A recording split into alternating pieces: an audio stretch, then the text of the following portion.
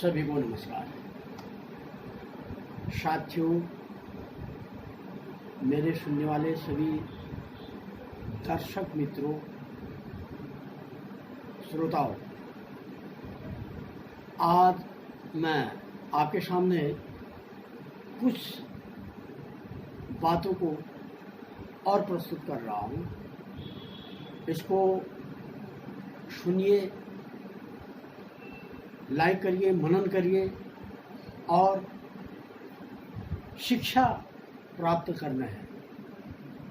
हर उपदेश से, हर प्रसंग से व्यक्ति को कुछ शिक्षाएं मिलती हैं। ऐसे ही एक महान सादगी से जीवन व्यतीत करने वाले महापुरुष थे, जिनका नाम था संत बल्लूवर। संत बल्लूवर पूर्व में एक बुनकर थे, हैंडलूम हथकरघा, जिसमें कपड़े बनते हैं, चादर, साड़ी, तौलिया इत्यादि।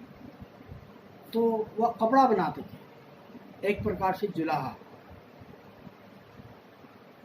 एक बार उन्होंने अपने हाथ से बनी हुई जो साड़ी थी उसको बेचना प्रारंभ कर दिया।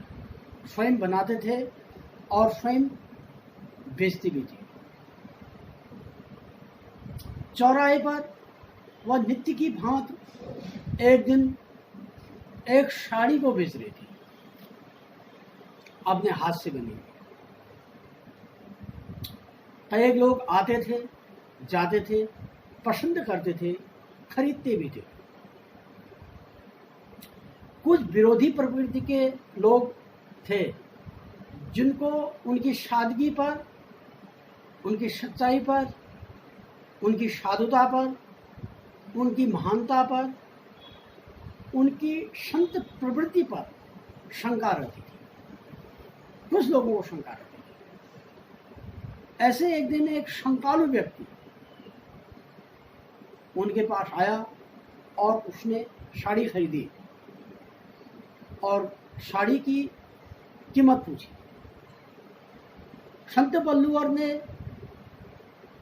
कहा, साड़ी की कीमत 2 रुपये है। उन दिनों 2 रुपये का बहुत महत्व होता था। उस व्यक्ति ने साड़ी पकड़ी और संत बल्लूवर के सामने उसके 2 टुकड़े कर दिए और बल्लूवर से कहा, अब इस साड़ी की क्या कीमत रह गई है?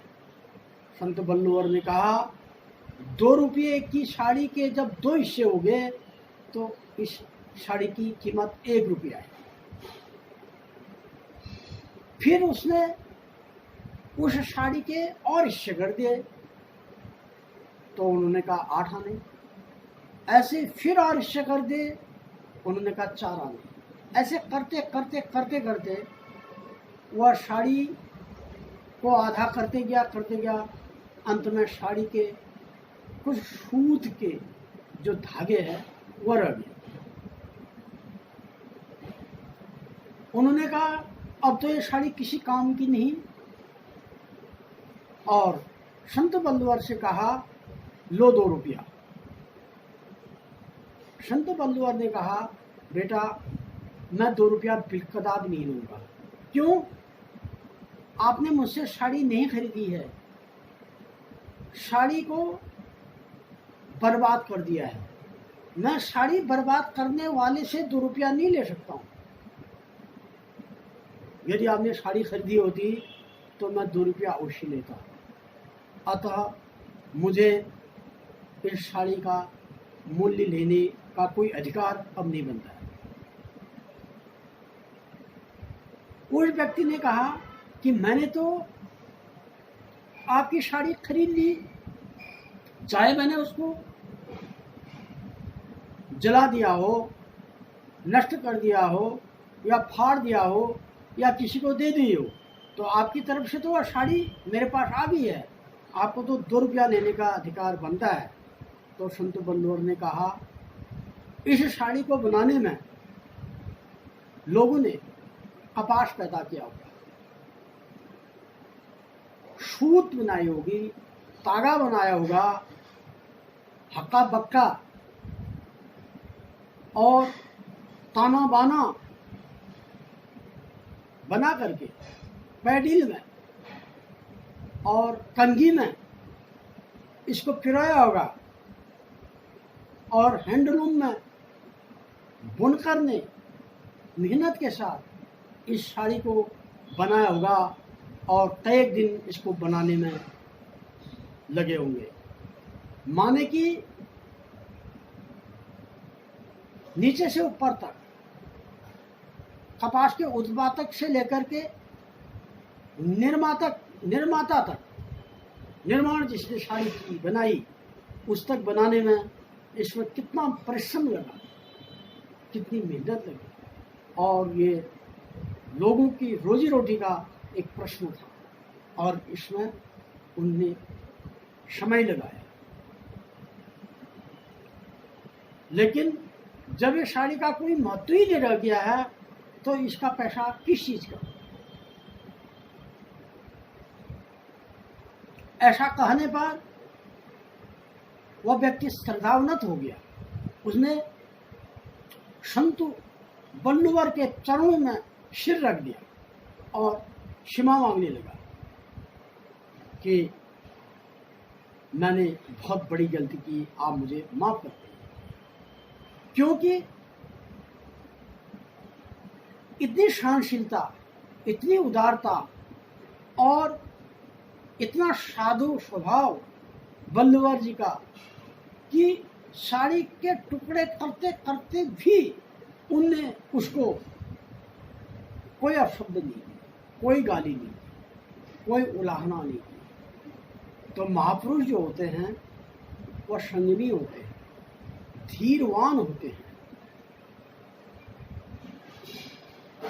तभी तो कहा गया है, निंदन्तु नीति निपुणा यदि वा स्तवन्तु लक्ष्मी क्षमा औषध गच्छतु वा यथेष्टम् अद्यैव वा मरणमस्तु युगान्तरे वा नायात पथः प्रवर्चलन्ति परम न धीरा। जो धीर पुरुष होते हैं, जो संत पुरुष होते हैं, आप कितनी ही उनकी परीक्षा ले लें, वो अपने सिद्धांत से टस मस नहीं होंगे। क्षमा बड़न को चाहिए, छोटन को उत्पात आ रहीम जा रहीम हरिको घटियो जो भिगुमारी ला। तो यह संत महात्माओं की अपनी प्रवृत्ति होती है, उन्हें हम नमन करते हैं। आदमी के परिश्रम का महत्व होना चाहिए, व्यक्ति को परिश्रम की मजदूरी मिलनी चाहिए यथाशक्ति। किसी का जीवन उसके श्रम से, उसके मजदूरी से फलता है।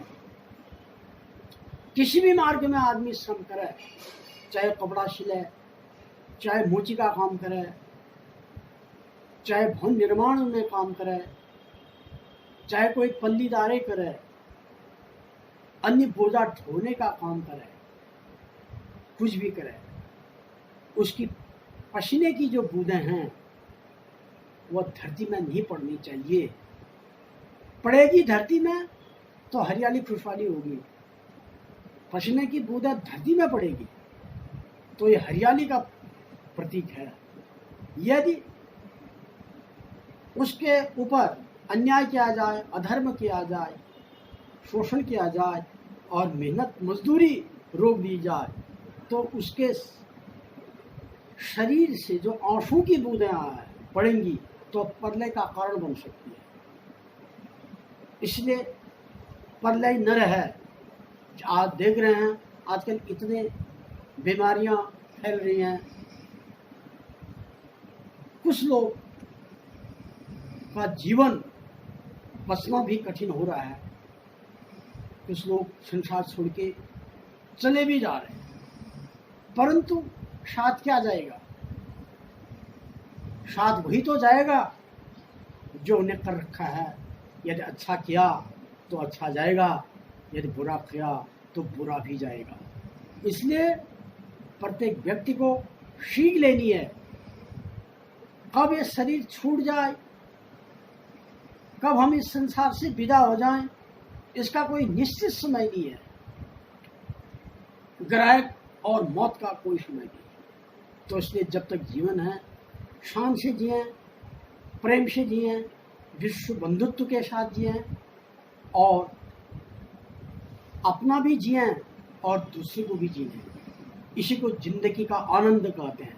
आनंद तभी प्राप्त होगा जब हम उस प्रभु के चरणों में अपने जीवन को समर्पण करेंगे। वही आनंद ही भगवान का रूप है, वही सच्चिदानंद भी है। इन्हीं शब्दों के साथ मैं अपनी वाणी को विराम करता हूँ। अगले एपिसोड में मैं आप लोगों के दर्शन पुनः करूँगा। तब तक के लिए आप लोगों को सादर अभिवादन।